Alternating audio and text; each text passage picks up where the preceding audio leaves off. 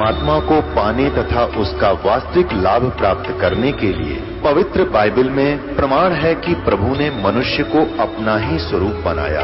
6 दिन में सृष्टि रचकर 7वें दिन विश्राम किया। कुरान शरीफ में प्रमाण है कि हजरत मोहम्मद को खुदा स्वयं कह रहे हैं कि मैंने तुम्हें उस परमात्मा की महिमा बताने के लिए भेजा है। वो परमात्मा कबीर है जिसने 6 दिन में सृष्टि रची तथा 7वें दिन तख्त पर जा विराजा। उसकी खबर किसी बाखबर से पूछकर तो देखो। कृपया अवश्य सुनिए जगत गुरु तत्वदर्शी संत रामपाल जी महाराज के अमृत वचन। जैसे बालक छोटा सा होता है और वो जैसे पेन रखा हो कहीं पर, उसको उठाकर कहेगा पिताजी ये क्या है? पिताजी कहेगा पेन है। क्या? पेन है। पेन है। पेन है बेटा या बेटी। तो वो क्या करता है कि उस पेन को रख जाता है और ये भी नहीं उसके मन में आती पिताजी गलत कह रहे हैं, और न ही वो ये स्वीकार कर पाता है ये पेन है। ए करता हुआ और खेल में लग जाता है।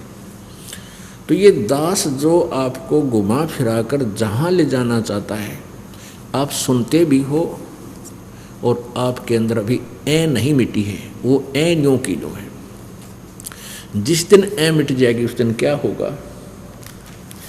लागी का मार्ग ऊर है, लागे चोट काल जा कर के। लागी का है लागे चोट काल जा कर के। लगे चोट काल जा कर के। लगे चोट कड़े जा कर के। लागी का मार्ग ऊर है, लगे चोट काल जा कर के। लगे चोट काल जा कर के। लगे चोट काट जा कर के। लागी का मार्ग और है, लगे चोट कले जा कर के। बन बीच भरतरी भूप ने एक मारा ताणे निशाना। बन बीच भरतरी भूप ने एक मारा ताण निशाना। कोई घड़ी सदी थी आवन की, साधु का हो गया आना। कोई घड़ी सदी थी आवन की, साधु का हो गया आना। कोई मुआ मर्ग जवा दियो, नत तारे धरो न बाणा। कोई मुआ मृग जवा दियो, नत तारे धरो न बाणा। वो जंदा कर दिया डोर था, शिष बण्या परीक्षा करके। शिष बण्या परीक्षा करके। शिष बण्या परीक्षा करके। लागी का मार्ग और है, लग चोट काल जा करके। लग चोट काल जा करके। लग चोट काल जा करके। लागी का मार्ग और है, लग चोट काल जा करके। कबीर परमात्मा जी क्या बताते हैं कि जब आपकी परमात्मा की तरफ विशेष तड़फ हो जाएगी, ऐसी स्थिति हो जाएगी जैसे कोई यूं सोचेगा यूं रोगी है। कबीर जी कहते हैं कबीरा वैद बुलाइया और मेरी पकड़ के देखी बाँ, और वैद न वेदन जान सका मेरा कर्क कलेजे माँ। हमारे को समझाते परमात्मा आपकी ऐसी स्थिति हो जाएगी, घर वाले न सोचेंगे इसका कोई तकलीफ है, कोई बीमारी होगी। और कहते हैं वैद बुला के लाए और वैद ने नाड़ी पकड़ के देखी। वैद ने बोला इसका कोई तकलीफ को ना। परमात्मा कहते वैद मेरी वेदन को समझ नहीं सका क्योंकि मेरे कलेजे में करक थी। करक माने विशेष कसक। तो यहाँ उसी का जिक्र है। लागी का मार्ग और है लग चोट कले जा करके। लागी का मार्ग और है लग चोट काल जा करके। लग चोट काल जा करके। लग चोट काल जा करके। लागी का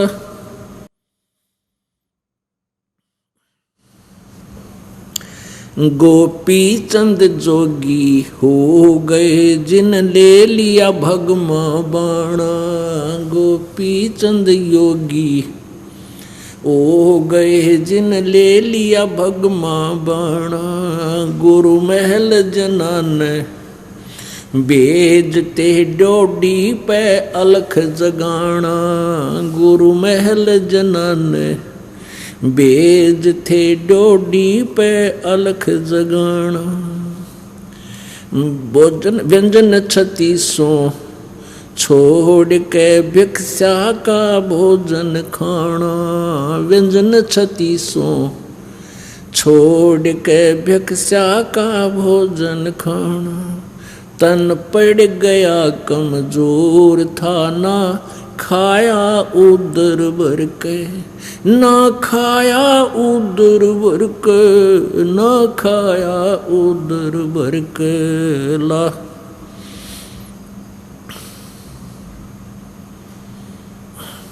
लागी का मार्ग और है लग चोट काल जा करके। लग चोट काल जा करके। लग चोट काल जा करके। ला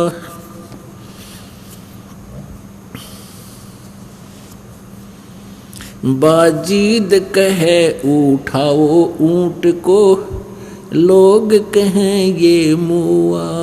बाजीद कहे उठाओ ऊंट को लोग कहें ये मुआ।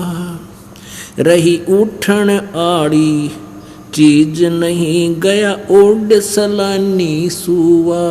रही उठन आड़ी चीज नहीं गया ओड सलानी सुआ। कुछ नक्सक बिगड़ा है नहीं बाजीदा अचरज हुआ। कुछ नक्सक बिगड़ा है नहीं बाजीदा अचरज हुआ। जिन किया अचंबा गोर है तजा राजकाल से डर के। तजा राजकाल से डर के। तजा राजकाल से डर के। लागी का मार्ग और है लग चोट काल जा करके। लग चोट काल जा करके। लग चोट काल जा करके। लागी का मार्ग और है लग चोट काल जा करके। सुल्तानी मगन बैराग में जिन तज दिया बलख बुखारा। सुल्तानी मगन बैराग में जिन तज दिया बलख बुखारा। कदे पालकियों में चालते आज उठा लिया गुदड़ बारा। कदे पालकियों में चाल तेरे आज ठा लिया गुदड़ बारा। सब संगी छोड़ी रोवती रोवे था कुण बासारा। सब संगी छोड़ी रोवती रोवे था कुण बासारा। शोर मचा रणवास में ना देखा पीछा फिर के। ना देखा पीछा फिर के। ना देखा रे पीछा फिर के। लागी का मार्ग और है लग चोट काल जा करके। लग चोट काल जा करके, लग चोट काल जा करके, लागी का मार्ग और है लग चोट काल जा करके। कुएं में शेख फरीद ने किसी मीठी बोली भाषा, कुएं में शेख फरीद ने किसी मीठी बोली भाषा, तुम चुन चुन कागा खा ली और मेरे हाडा पर का मासा, तुम चुन चुन कागा खा ली और मेरे हाडा पर का मासा। मेरे दो नैना मत छेड़ना मोहे राम मिलन की आशा, मेरे दो नैना मत छेड़ना रे मोहे राम मिलन की आशा। जिन करी तपस्या घोर थी वो हुए आश्रय अर्क, वो हुए आश्रय हर्क, वो हुए रे आश्रय अर्क, लागी का मार्ग और है लग चोट काल जा करके, लागी का मार्ग और है लग चोट काल जा करके, लग चोट काल जा करके, लग चोट काल जा करके, लागी का मार्ग और है लग चोट काल जा करके। पीपा दरिया में कूद गए रजिन कैसी करी ढिठाई, पीपा दरिया में कूद गए रजिन कैसी करी ढिठाई। वो नरपाड़ा जीत गए रजिन सिर धड़की बाजी लाई, नर वो पाड़ा जीत गए जिन सिर धड़की बाजी लाई। कह मंगलानंद चेतियो कुछ सोच समझ मेरा भाई, कह मंगलानंद चेतियो कुछ सोच समझ मेरा भाई। बिन चेते यु झूठा शोर है कुछ जाइयो सुकर्म करके, कुछ जाइयो सुकर्म करके, कुछ जाइयो रे सुकर्म करके, लागी का मार्ग और है लग चोट काल जा करके, लग चोट काल जा करके, लग चोट काल जा करके, लागी का मार्ग, लागी का मार्ग और है लग चोट काल जा करके। अभी इस शब्द के अंदर कुछ ऐसे महापुरुषों का जिक्र किया गया है जिन्होंने परमात्मा पाने के लिए समर्पण किया, सब कुछ त्याग दिया। इनमें से किनको प्रभु मिला और किनको ना मिला। जैसे अभी आपने देखा, पुण्यात्माओं, जब तक आप ज्ञान सुनते रहते हो आपको ज्ञान अच्छा अवश्य लगता है, लेकिन आपका दिल संसार से हट नहीं सकता। जब आपके साथ प्रैक्टिकल हो जाएगा और ये ज्ञान साथ होगा और परमात्मा का सहयोग भक्ति योग आपके संग होगा, तब आप परमात्मा प्राप्ति करोगे। उदाहरण के लिए इसमें क्या बताया कि वन बीच भर्तृ भूप ने, भर्तृ एक राजा था, उसकी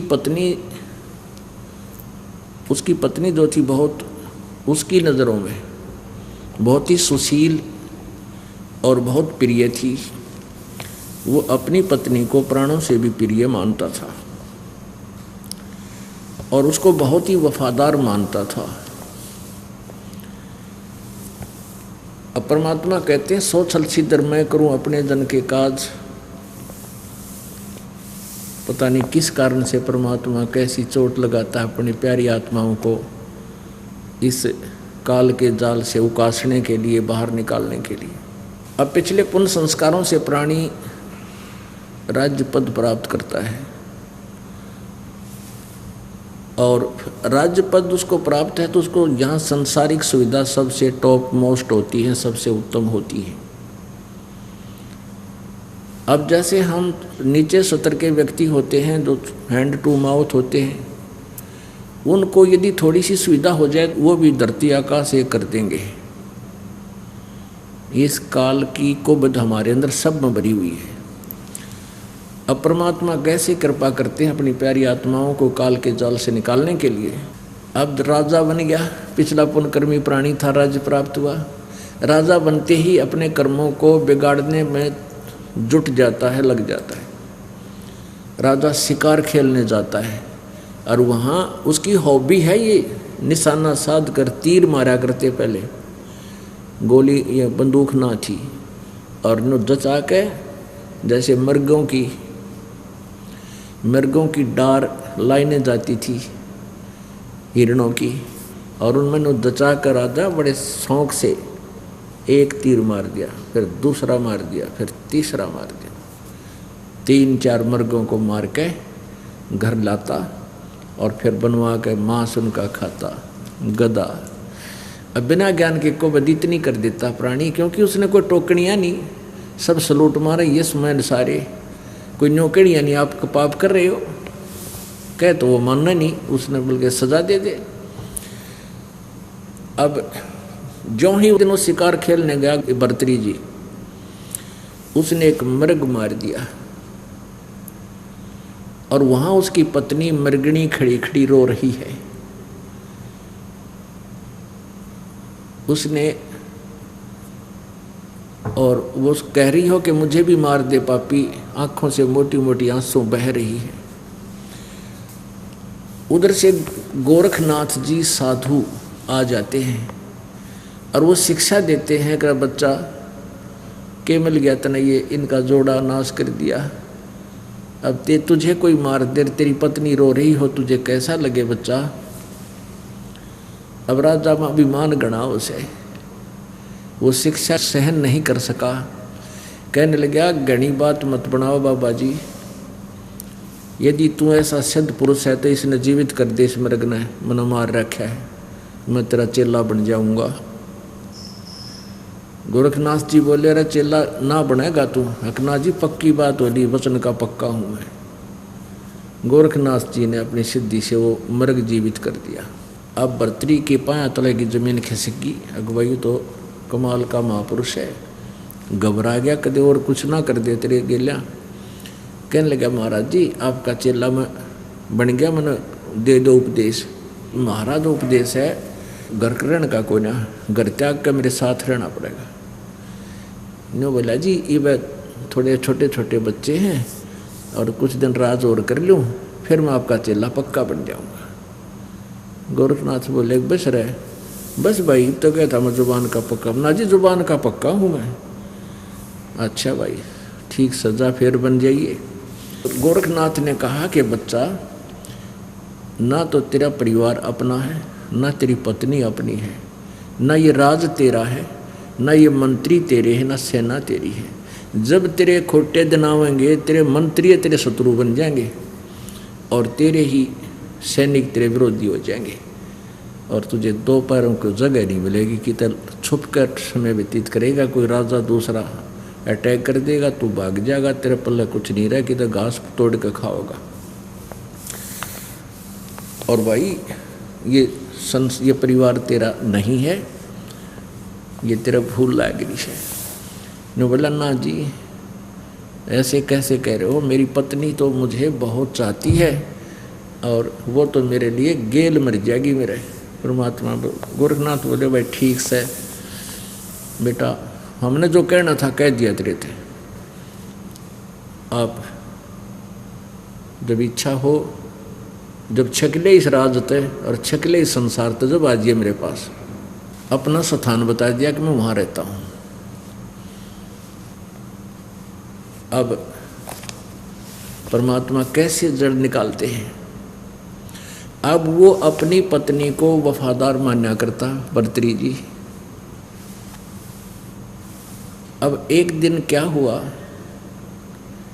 गोरखनाथ जी अन्य रूप धारण करके साधु का, वो पहचान नहीं सका उसको, राजा के पास गया कि राजा ये मेरे पास एक अमर फल है, इस अमर फल के ये गुण हैं कि जो इसको खा लेगा वो सदा युवा बना रहेगा, बहुत लंबी उम्र हो जाएगी उसकी, वो मरेगा नहीं शीघ्र से।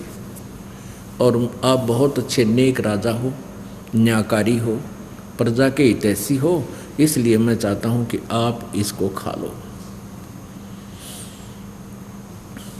अब राजा को वो फल देकर संत चला गया।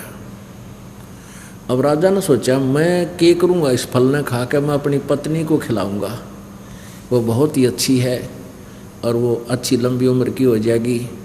यानी वो अब उसको बहुत ही ज़्यादा चाहता था, उसने वो फल अपनी पत्नी को दे दिया, उसके गुणों से परिचित करा दिया। वो कहने लगी रख दे, मैं फिर नहा धोकर खाऊंगी इसको। ठीक है। फिर कुछ दिन के बाद उसने पूछा कि तैने वो फल खा लिया? खा लिया। बहुत अच्छा किया। अब उसका क्या था, उसकी पत्नी का संबंध अवैध संबंध था उसी के एक नौकर के साथ। उस पत्नी ने सोचा कि मैं क्या करूँगी, खा के इसको अपने मित्र को दे देती हूँ, ये युवा बना रहेगा। उसने वो फल उसको दे दिया। उसका नौकर जाता था वैश्या के पास, उसने सोचा ये फल मैं उस वैश्या को दे दूँ, वो उसको ज़्यादा चाहता था, उसने वो फल उस गणका को दे दिया, उस फल के गुणों से परिचित भी करा दिया वैश्या को। तो गणका ने सोचा कि मैं इस फल न खा लूँगी, सारी उम्र कुकर्म करूँगी, राजा बड़ा अच्छा है, नेक है, न्यायकारी है, क्यों ना ये फल उस राजा को दे दूँ। ये विचार करके और उसने ये भी सोचा कि राजा इसके प्रतिफल में मुझे बहुत सा धन दे देगा।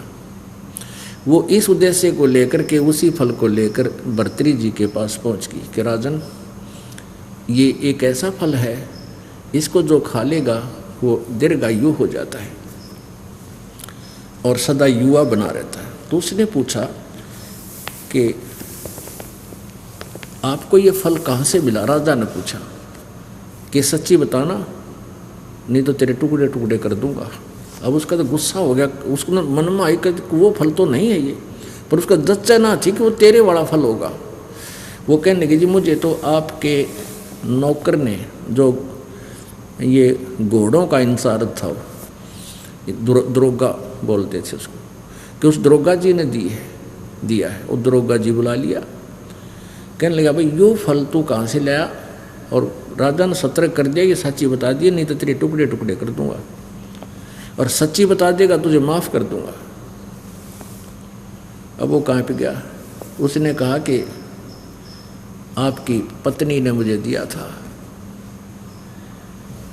सारी कहानी बता दी उसने। तो फिर उसकी पत्नी से पूछा, वह तो नाटकी, पहले तो मना किया, फिर घुड़सवार सामने खड़ा कर दिया, फिर नीची गर्दन कर ली उस नालायक ने। अब उसके पैरों तले की धरती निकल गई उस भर्तृहरि की। पुण्यात्माओं, एक के चोट सिधारिया जिन मिलन दाचा, उसके वो संत के सारे वचन आज सच्चे सिद्ध होते नजर आए। रत तेरा गजब हो। जिसको मैं एक सबसे प्रिय और वफादार मानता था, आज ये कितनी दुष्ट निकली। उसी दिन से राज त्याग दिया और गोरखनाथ जी के चरणों में जाकर गिर गया और रोवा बूंदी तरिया बुरी तरह टक्कर मार मार चरणों में रोए कि गुरुजी आप सच्ची कहा करते, मेरा दच्ची कोई ना थी। यह बात है। गोरखनाथ जी कहते तू जिसको अपना मान रहा है वो तेरा नहीं है। यहाँ कोई भी किसी के सामने सच्चा नहीं बोल रह सकता, कोई सच्ची बोलता है नहीं, ना बाप बेटे से बोल सकता। कुछ ऐसी परिस्थितियाँ आ जाती हैं, उसने कुछ बातों को छुपा कर ही रखना पड़ता है। और भाई ये झूठा लोक्स है, तो जिसको अपना मानता वो तेरा कभी नहीं हो सकता। तेरा तो भगवान है और उसको तू भूल रहा। तो भर्तृहरि जी का उस दिन ये सारी बातें सच्ची जचें थी जो जो संत कहे था। अब गोरखनाथ जी बोले कि भाई देख ले बेटा, यो जीव जब माने है जब इसका प्रैक्टिकल हो ले है, वैसे कितनी बात बना लो कति नहीं जसती, कोई ना कोई अटकल लाए रखा है कि ना वो तो मेरा खास है। चलो वो खास भी है मान ले, बड़ी बात ये नहीं होता कि सभी पत्नियां नालायक होती हैं या सभी पति बुरे होते हैं। मान लीजिए आप जी की पत्नी भी बहुत वफादार भी है, बहुत शील स्वभाव की भी है, पर वह तेरी नो कोई ना कल तेरी मृत्यु हो जाए, फिर वह गेल तो ना मरे, और गेल मर जाएगी जब कौन से आगे इकट्ठे जाए, कोई किधर गधी बनेगी कोई गधा बनेगा, तो बताओ वो तेरे हुए क्यों करे। तो इस तरह की बातों को समझा बुझा कर इस काल जाल में फंसी हुई बूढ़ी आत्मा को प्रेरित किया जाता है कि जो तेरा ठिकाना है उसकी तरफ अग्रसर हो। अब फिर इसी तरह गोपीचंद नाम का राजा था, ये दोनों आपस में इनका नाता भी बताते हैं, गोपीचंद और भर्तरी। ये इसने भी ऐसे ही अपनी माँ के कहने से राज त्याग दिया था और गोरखनाथ जी के दोनों शिष्य बन गए थे। अब पुण्यात्माओं कहते हैं जो गुरु वचन पर डट गए कट गए फंद 84 के, भाई जो गुरु वचन पर डट गए कट गए फंद 84 के। पर वो किस सत्र का गुरु है और क्या उसके पास वस्तु है, उसी सत्र का लाभ भी गुरु वचन पर डटने से ही, रुकने से ही, स्थिर रहने से, उसका ओबीडेंट रहने से ही मिलेगा। अब गोरखनाथ जी ने उनको कहा दोनों को, वो दोनों गोरखनाथ जी के शिष्य बन गए। गोरखनाथ जी ने कहा कि तुम दोनों जाओ अलवर, राजस्थान में अलवर शहर है, वहाँ का एक राजा था, वो एक दुर्ग बनवाया था, एक फोर्ट किला, वो एक किला बनवाया था, चिनवा रहा था। गोरखनाथ ने आदेश दे दिया कि अलवर के राजा के किले में जाकर तुम मजदूरी करो 12 वर्ष तक, और उसका कोई मेहनताना नहीं लेना, अपने खाने के लिए कहीं और मजदूरी ओवर टाइम करना। उन्होंने कहा जो आज्ञा गुरुदेव। अब जिन्होंने परमात्मा पाना है, जिनको परमात्मा चाहिए, फिर बकवाद की तरह गुरु जिन जो कह दिया फाइनल है, चाहे शीश देने की कह, चाहे कुएं में पढ़ने की कह, चल पढ़ना चाहिए। जब गुरु जी है तो या तो गुरु जी मानो मत, उसने निकम्मा है तो फिर उसको गुरु जी का फिर नाता के अपना छोड़ एक तरफ जा बैठे। और जो संत होते हैं वो हित में ही कहते हैं, उसका वर्तमान में भले ही कोई रिजल्ट निकलता ना दिखे, पर परिणाम बहुत अच्छा होता है लास्ट में। अब वो आदेश पाते ही गुरुदेव का चरणों में मस्तक रखकर और चल पड़े, जो आ गया गुरुदेव। ठाक अपना बैग पहुंच गए अलवर के किले में, जहाँ मजदूरी करा करते थे। जो समय मजदूरों का होता था उतना समय तो वहाँ करते, फिर उसके बाद अपनी रोजी रोटी के लिए कहीं तलाश करने लगे ओवर टाइम जॉब। 2 दिन हो गए कुछ नहीं मिल रहा, भूखे सो जाते, सुबह उठते फिर मजदूरी करने चले जाते। एक दिन वो दोनों बैठे आपस में बातें कर रहे थे कि भाई जो गुरु जी का आदेश है तो सिर जा सका है, जब घर छोड़ दिया, राज त्याग दिया, परमात्मा पाना है और गुरु के आदेश में वचन में रहना है, और ऐसे ही मिलेगा तो ये बेसिक शरीर जा भाई, ये उल्टे कदम नहीं हटा सकते। अब मरा चाहे जीवा, 2 दिन हो गए, भूख जोर की लाग रही है। राजा थे, राजा को तो 2 घंटे भूख ना उठे, परंतु शीश दे दिया, फिर वो अग्रम मग्रम नहीं रहती। दोनों जने बैठे बैठे जमीन पर बैठे बातें कर रहे थे, भाई अब तो मौत आवेगी, 1-2 दिन में मौत हो जाएगी, जब आहार रोटी ना मिल रही थे। सुबह सुबह का समय था, वक़्त से बैठे बतलावे थे, और नीचे एक कुम्हार मिट्टी खोदता था, नीचे वो बना लेता गुफा सी बढ़िया मिट्टी निकालने के लिए, और वो ऊपर बात करें थे, उसी का ऊपर बैठे गुफा के। कुम्हार ने सोचा ये तो भाई कोई अच्छी आत्मा है और साधु बन गए और न रोटी ना मिल ली। तो वो आया ऊपर, कहने लगा भगतो तुम तो भगत दिखाई देते हो। अकना जी हम तो मजदूर हैं। अच्छा आप लगता है आपने 2 दिन हो गए आहार नहीं किया। हाँ जी 2 दिन हो गए आहार का कोई दाव लग, कहीं बैठा नहीं, सूत बात बनी नहीं। तो कुमार बोला कि भाई हमने रोटी ला रखी मेरी, तुम रोटी खा लो। ने बोला न्यू ना खावा पिताजी, हम पहले मजदूरी करेंगे, आप हमें मजदूरी दे दो, कोई काम बता दे तो मजदूरी करके फिर रोटी खावांगे, वैसी रोटी हम खावा। उन्होंने बहुत आग्रह किया, भाई मेरी 8 रोटी 10 रोटी आती हैं, यहाँ के अपने काम करता हूँ जहाँ पर, और बेटा आधी आधी खा लेंगे, तुम खा लो ना, ऐसे नहीं खाऊंगा, हमें मजदूरी बता। तो उन्होंने बोला भाई तुम के मजदूरी बताऊँ, न्यू करो तुम मेरी अगार पानी घेर के गारा बना दिया करो और मैं ये मटके बना दिया करूँगा, तुम रोटी खा लो। अब ठीक है, ऐसे करने लगे। अब उधर से वो कहने लगा अपनी पत्नी से कि 2 सेवक और हैं, 2 की रोटी कुछ ज़्यादा भेज दिया करे।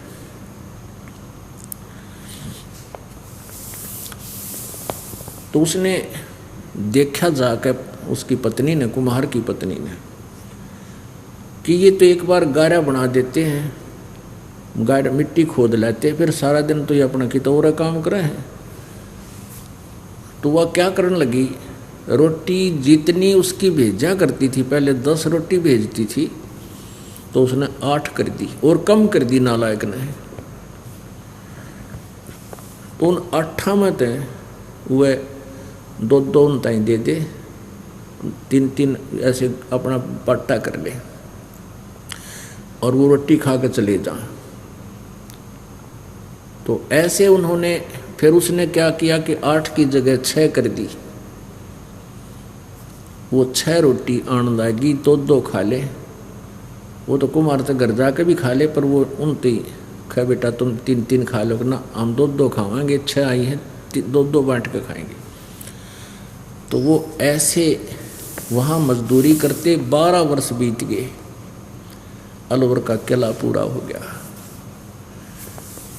अब वो जब उन्होंने वो मटके जो थे कुम्हार ने आवे में दे रखे थे पकने के लिए, उसमें आग दिवा दी उन्होंने, सारी मजदूरी करवाई, फिर रखवाए, यानी उसमें आवे में 4 रखवा दिए, आग लगा दी। जब आवा पकने को हुआ, उस दिन खड़ा होकर के गोपी चंद और भर्तरी जी दोनों एक सुर में कहने लगे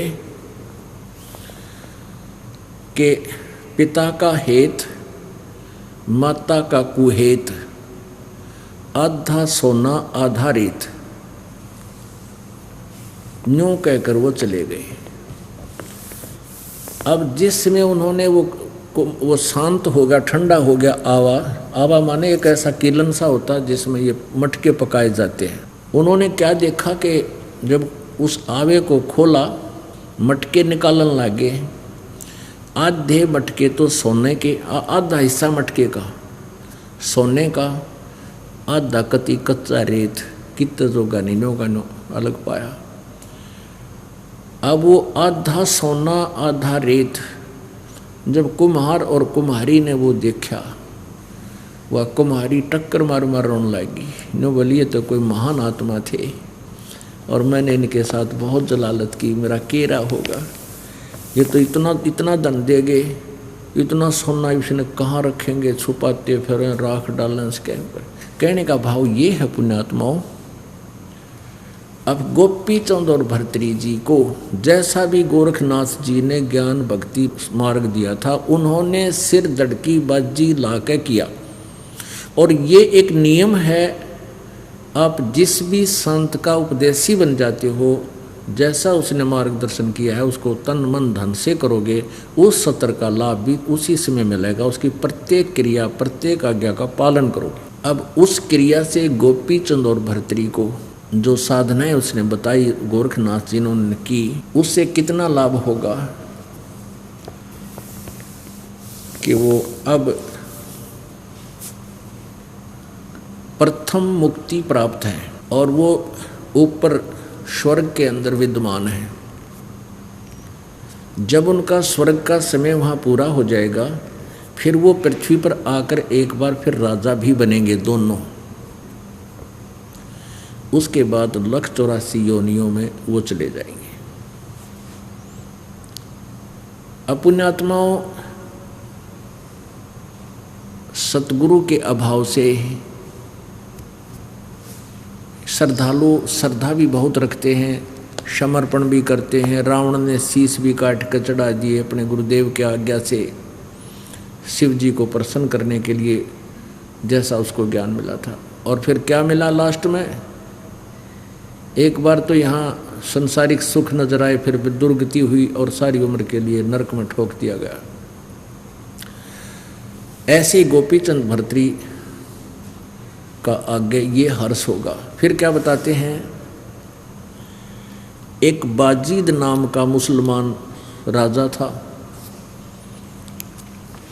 अपने आत्माओं, जो राजा बनते हैं या कोई अच्छे जिनके अच्छे कोई शुभ संस्कार के कारण वो कोई अच्छा सेठ बन जाता है या कोई उच्च अधिकारी बन जाता है, तो ये पिछले संस्कारी हंस होते हैं। और ये स्वर्ग से भी आए हुए, कुछ स्वर्ग से आए हुए होते हैं, इनमें से कुछ एक होते हैं। और जो सुख इन्होंने स्वर्ग में देखा हुआ होता है वो इस पृथ्वी पर नहीं होता। उनकी आत्मा, उनका मन इस सुख से शीघ्र ही जो है ना उल्टा हट जाता है। और फिर उनके अंदर विवेक भी बहुत होता है। एक बार वाजिद जी राजा था राजस्थान में, यानी रेगिस्तान में। वहाँ के रेगिस्तान के अंदर रेतला इलाका होता है, तो ऊँट ही उनके वाहन होते थे। ऊँटों पर एक बढ़िया आसन, बढ़िया स्थान बना कर, बढ़िया उनके नीचे आसन लगा कर, सिंहासन सा, उस पर राजा को बैठाते थे। एक साथ में दूसरा व्यक्ति बैठ जाता था ऊपर छतर ले करके, उनके ऊपर छाया रखते थे। और राजा जी एक से दूसरे शहर में जाते थे तो बहुत बड़ा काफिला सेना का, अंगरक्षकों का और साथ में लंगर का सामान, खाने पीने का साथ ही लेकर चलते थे। तो लंबा ऐसे ऊँट के साथ ऊँट कुछ बांध दिए जाते थे कि दूम दूसरे के रस्सा दूसरे की दूम का, ऐसे बांध कर चल पड़ते थे। आगे एक दो व्यक्ति साथ साथ हो रहते थे, शेष उन पर बैठ जाते थे। एक आगे बैठ जाता था पहले वाले को, जो गाइड करता था। तो चलते चलते क्या हुआ कि एक भीड़ी घाटी में से, और दोनों तरफ पहाड़ थे, उनके बीच से रास्ता निकलता था। वहाँ जाकर के भीड़ी घाटी में एक ऊँट मर गया। ऊँट गिर गया, गिरते ही उसके प्राण निकल गए और ऐसे रास्ता ब्लॉक हो गया। रास्ता ब्लॉक हो गया तो सारा काफिला रुक गया। राजा का काफिला बिना आज्ञा के रुक जाए उसे सहन नहीं होता। उसके अंदर एक अवगुण होता है राजा में कि वो उसी समय वो लाल पीला हो गया और मंत्री से कहा कि मंत्री, मेरी आज्ञा के बिना काफिला कैसे रुक गया? मंत्री ने कहा, जी पता करता हूँ हजूर। आगे जाकर देखा, उसने देखा कि ऊँट मर जाने से सारा रास्ता ब्लॉक हो गया है। इस ऊँट को निकालने में अभी 1 घंटा लगेगा, क्योंकि उसको रास्ता पार करा के आना है, वह आगे उठाना पड़ेगा, तब ये काफिला चल सकेगा। उसको वापस ही लाना उचित था।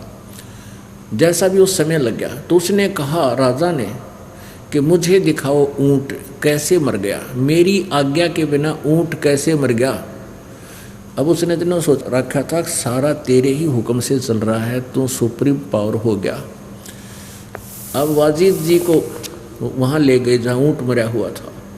अब वाजिद ने देखा आँखें भी ओके हैं, न्यों की न्यों खुली हुई, नाक भी ठीक है, गर्दन भी ठीक है, टांग भी चारों ओके हैं, दूम भी ठीक है, पेट भी सारा ओके है। तो उसने कहा ये मर कहाँ से गया, मुझे दिखाओ, मुझे नहीं लगता ये मरा है। तो उनके साथ विद्वान पुरुष भी होते थे, धार्मिक लोग भी, गुरु भी होते थे। उस धार्मिक व्यक्ति ने बताया कि महाराज इसमें एक जीव होता है जिसका संस्कार था, इसके ऊँट की योनि भोग रहा था, और ये इसका पूरा हो गया समय। ये समय जब भी जहाँ पूरा हो जाता है उसी समय वो अपना शरीर बदल लेता है। वो उस अपने शरीर को त्यागना अनिवार्य है, भगवान का, अल्लाह का आदेश से। वो तुरंत वहीं मर जाएगा, आगे कदम भी नहीं रख सकता। बाजीद जी ने पूछा क्या हम भी मर जाएंगे? अब उस धार्मिक गुरु ने कहा कि एक दिन सभी ने जाना होगा। आपके माता पिता चले गए, आपके दादा परदादा चले गए, सभी ने मरना होगा। अच्छा, और एक दिन हमें भी ऐसे ही मर जाना होगा अचानक? कहाँ भाई, ऐसे ही मर जाना होगा। कहने लगा वापस चलो। फिर इसका विकल्प क्या है? वो धार्मिक गुरुओं ने बताया कि अल्लाह की भक्ति बंदगी करके और आत्मा का कल्याण कराया जा सकता है और उसको भीष्ट स्वर्ग में स्थान मिल जाता। उनको जितना पता था। और वहाँ स्वर्ग में जाने के बाद बड़े मौज है, ठाठ है, सब सुख है, वहाँ कोई नहीं मरता, इतना ज्ञान था उनको। अब उस वाजिद जी ने संकल्प कर लिया कि भक्ति करके और स्वर्ग प्राप्ति करूँगा, वहाँ फिर मैं कभी नहीं मरूँगा। अपने इस पवित्र हिंदू धर्म में भी यह एक करट थी, स्वर्ग जाऊँगा, स्वर्ग जाऊँगा और स्वर्ग में स्वर्गवासी हो गया। जो भी मर जाता उसको कहते स्वर्गवासी हो गया। तो वापस आ गया वाजिद जी वहाँ से, सारे काफिले को बैक दिया अपनी राजधानी में और अपनी पत्नी से कहा कि अब मैं चला परमात्मा पाने के लिए।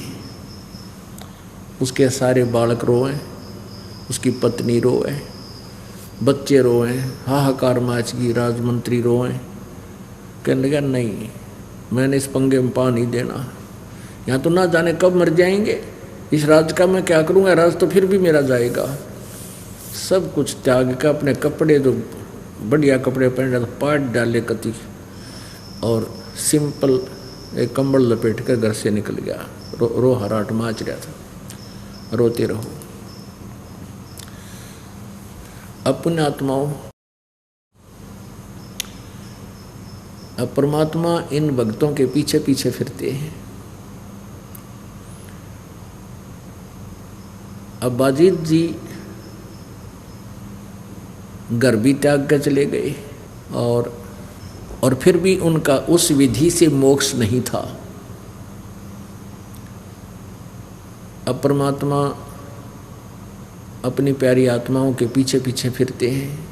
एक समय की बात है, एक औरत रोटी लिए जा रही थी, 4 रोटी अपने खेत में काम करने के लिए। और वाजिद जी के पास एक कुतिया थी, वह निकट ही मतलब वहाँ आसपास रहती थी। और वाजिद जी बाजार शहर में गए थे, उनको कोई 2 दिन भीख मिली को ना। अब वो उस कुतिया ब्याई हुई थी, उसका दुख उससे देखा नहीं गया, वो तड़फ रही थी। वो गांव से, नगर से काफ़ी दूर था। तो वहाँ एक बुढ़िया आ गई। एक औरत स्त्री जा रही थी अपने खेत में काम करने के लिए, साथ में रोटी ले रही थी 4 मोटी मोटी। और महाराज को प्रणाम किया। तो महाराज वाजिद जी ने कहा कि माई आप रोटी लिए हो? हाँ, कहा महाराज रोटी ले रही हूँ। कि ये रोटी इस कुतिया को डाल दे, यह 2 दिन से भूखी है, इसके बच्चे भी भूखे हैं। वह माई थी ज़्यादा चतुर, वह कहने लगी देखो ये मेरे खून पसीने की कमाई है रोटी, और ऐसे नहीं डालूंगी, इसके बदले में मुझे कुछ दे तू। कहने लगा बोल माई कुछ भी मांग ले, मैं इस कुतिया इसके बच्चों को प्राण दान करने के लिए सब कुछ देने को तैयार हूँ। कहने लगी 1 रोटी डालूंगी, आप अपनी कमाई में दें, अपनी भक्ति में से मुझे 1/4 हिस्सा संकल्प कर दे। वाजिद ने कहा कि माई मैंने अपने पुनों का 1/4 भाग आपको संकल्प कर दिया, 1 रोटी डाल दे। उसने 1 रोटी डाल दी कुतिया को। 1 रोटी को कुतिया से खा गई ना चप देसी, और फिर भी ऐसे देख रही है, ऐसे देख रही है। वाजिद जी कहने लगे माई 1 रोटी और डाल दे। तो वो कहने लगी अपनी आधी कमाई मुझे संकल्प कर दे। वाजिद जी ने कहा कि कर दिया, आधी कर दी। अब कुतिया उस 1 रोटी 2 रोटी भी खाकर फिर भी ऐसे ही भूखी है। तो कहने का भाव ये है कि उसने कहा कि आप 4 रोटी डाल दो। तो उसने अपनी सारी कमाई उस दिन उस दिन तक की जितनी थी सारी उस स्त्री औरत को संकल्प कर दिया। अब ऐसे ऐसे दयालु भक्त भी थे और आप फिर नौका नो कोरा रह गया। ये काल के जाल हैं, आप फिर खाली। अब क्या हुआ, उस स्थान को त्याग कर वाजिद चला गया कि यहाँ के लोग अच्छे नहीं हैं और यहाँ आहार नहीं मिल पा रहा है। दूसरी जगह जाकर उसने अपना डेरा जमाना चाहा। अब वो 2-3 दिन से भूखा था, कुछ नहीं मिल रहा था उसको। परमेश्वर आए जैसे राह चलते व्यक्ति का रूप बना के और कहा, महाराज जी भोजन पालो, भूख लगी है। कहा, भाई भूख लगी है, भोजन पालो। भोजन खा लिया। फिर कहने लगा कि आपके पास कोई झोंपड़ी नहीं है? कि झोंपड़ी कहाँ से बनाऊँ भाई, मैंने रोटी खाए आज 7 दिन हो गए, मेरी हिम्मत नहीं कि मैं कुछ उठ कर काम कर लूँ, मैं अस्वस्थ भी हो चुका हूँ। अब परमात्मा गए, वो लाए सारे काट के, फूस फास सरकंडे लाकड़ लाए काट के, गाड़ कर उसकी झोंपड़ी तैयार कर दी। और जब वो फिर बातचीत करने लगे, कहने लगे, महाराज जी आप कौन हो, कहाँ से आए हो? सारी बताई कि के बताऊँ बच्चा, भगवान को कह रहा वाजिद कि मैं ऐसे ऐसे राजा था, मैंने राज त्याग दिया भगवान पाने के लिए। मेरी जो भी कमाई थी ऐसे ऐसे, एक कुतिया भूखी थी उसको मैंने सारी अपनी कमाई एक औरत को, एक बहन को, माई को दे दी, एक कुतिया को जीवित रखने के लिए उसके बच्चों को। और अब मैं अस्वस्थ हो चुका हूँ, वृद्ध शरीर हो गया, निकला था भगवान पाने के लिए। अब मेरी कमाई थी वह सारी गई, अब मैं बिल्कुल निढाल हो गया हूँ। तब तो मैंने भावुक होकर के ये सब कार्य कर दिया, अब मैं क्या करूँ? कैसे मिला भगवान मुझे? फूट फूट कर रोने लग गया। अब पर रोने लग गया तो परमात्मा कहने लगे, महाराज जी जिस विधि से तुम परमात्मा पाना चाहते हो ऐसे नहीं मिलता। तो उसने कहा कि वाजिद जी मैं परमात्मा हूँ, मैं अल्लाह हूँ। कबीर जी परमात्मा ने कहा। वाजिद जी कहने लगे, क्योंकि वो उसका खाना खा रहे थे, थोड़े से नम्र भाव से बोले वाजिद जी, कहने लगे, भक्त ऐसी बात मत कह तू, मेरी आत्मा दुख पाती है। जीव मनुष्य अल्लाह नहीं हो सकता, वो तो बेचून है, वो तो निराकार है, उसका कोई आकार थोड़ा ही है, वो कभी किसी के समक्ष नहीं आता, वो तो दिखाई ही नहीं देता। परमात्मा बोले, महात्मा जी आप फिर घर त्याग कर किस लिए आए हो? कि अल्लाह की प्राप्ति के लिए। अल्लाह कैसे मिलेगा? अल्लाह के दर्शन कैसे होंगे तुझे, कैसे प्राप्त होगा? उसने अपनी साधना बताई कि ऐसे ऐसे मैं हठ योग करूँगा, तपस्या करूँगा। अरे भले आदमी तपस्या करेगा किसके लिए? परमात्मा के दर्शन के लिए, उसके दीदार के लिए। कहाँ जी? दीदार के लिए। तो निराकार का दीदार कैसे करोगे? निराकार मान ले, भगवान अल्लाह निराकार है, उसको देखेगा क्यों कर तू? कैसे प्राप्त करेगा उसको? जब वो निराकार है वो तो फिर प्राप्त हो ही नहीं सकता। अब वाजिद जी उसी समय चरण पकड़ दिया उसके परमात्मा के, और परमात्मा ने एकदम अपना तेजो में रूप उसको दिखाया कि मैं अल्लाहु अकबर हूँ, मैं वो अल्लाह कबीर हूँ। अब उसने कहा कि आप अपनी कुरान शरीफ में देखो, सूरत फुरकानी नंबर 25 आयत नंबर 52 से लेकर 59 तक, उसमें स्पष्ट किया हुआ है कि गीत कुरान शरीफ का ज्ञान देने वाला अल्लाह, जिसको आप जी अपना खुदा मानते हो, परमात्मा बता रहे हैं, वो क्या कह रहा है हजरत मोहम्मद जी को कि हे पैगंबर, उस अल्लाह पर विश्वास कर, इन काफरों की कहा मत मानना, मैं जो कह रहा हूँ इस पर तो विश्वास कर, और वो अल्लाह कबीर है, वो अल्लाह कबीर है, और ये काफिर तो उसको परमात्मा नहीं मानते। अब वाजिद जी मुसलमान होने के नाते और घर त्याग कर चले, जब कुरान शरीफ ही साथ लेकर आए थे, वो उनके पास विद्यमान थी, तुरंत खोल ली और कहा कि इसमें स्पष्ट किया कि ये अल्लाहु अकबर, ये कबीर वो परमात्मा जिसने सारी सृष्टि को रचा, आसमान, पृथ्वी, मीठे खारे जल की दरिया, पृथ्वी के अंदर भी मीठा खारा पानी उसी ने बनाया। पर उस परमात्मा ने 6 दिन में सृष्टि रची और 7वें दिन तख्त पर जा बैठा। वो अल्लाह कबीर है, और उसकी खबर किसी बाखबर से पूछ देखो।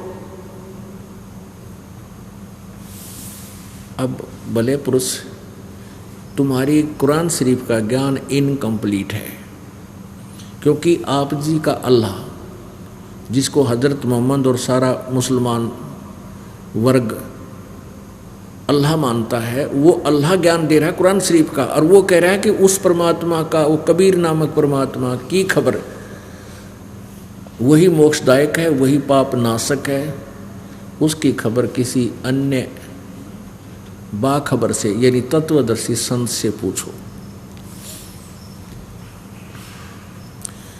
अब वो पढ़ रहा है कुरान शरीफ को, साथ साथ एकदम कुरान शरीफ रख दी आदर से और चरणों में पड़ गई। परमात्मा ने कहा कि तुम्हारे खुदा को, कुरान शरीफ के ज्ञानदाता को उस पूर्ण परमात्मा का ज्ञान नहीं, वो किसी और संत, तत्वदर्शी संत से पूछने को कहा। वो तत्वदर्शी संत मैं हूँ। अब वाजिद जी ने सोचा भी यो अल्लाह तो नहीं है, लेकिन सह बाखबर है, बाखबर ये तत्वदर्शी संत है। तुरंत पैर पकड़ दिए और परमात्मा ने कहा, भाई starvation could not lead to salvation, भूखा मरण तो आत्म कल्याण नहीं हो सकता। अपना काम कर, लकड़ी तोड़ और गांव नगर में बेच के आ, अपना धंधा कर, रोटी खा, यो मंत्र जाप कर, तेरा कल्याण होगा। और ले उपदेश देता हूँ। उन्हें त्याग दी सब कुछ, मंत्र दे दिया, जाप करने लगा। परमात्मा कबीर जी के साथ रहा करते थे। अब आगे क्या बताया है, कुएं में शेख फरीद ने किसी मीठी बोली बासा, कुएं में शेख फरीद ने कैसी मीठी बोली बासा, तुम चुन चुन कागा खाली और मेरे हाडों पर का मासा, तुम चुन चुन कागा खाली और मेरे हाडों पर का मासा, मेरी दो नैना मत छेड़ियो मोहे राम मिलन की आशा, मेरे दो नैना मत छेड़ियो रे मोहे राम मिलन की आशा, जिन करी तपस्या घोर थी वो होए आसरे हरक, वो ओए आसरे हरक, वो होए आसरे हरक, लागी का मार्ग और है लग चोट काल जा करके।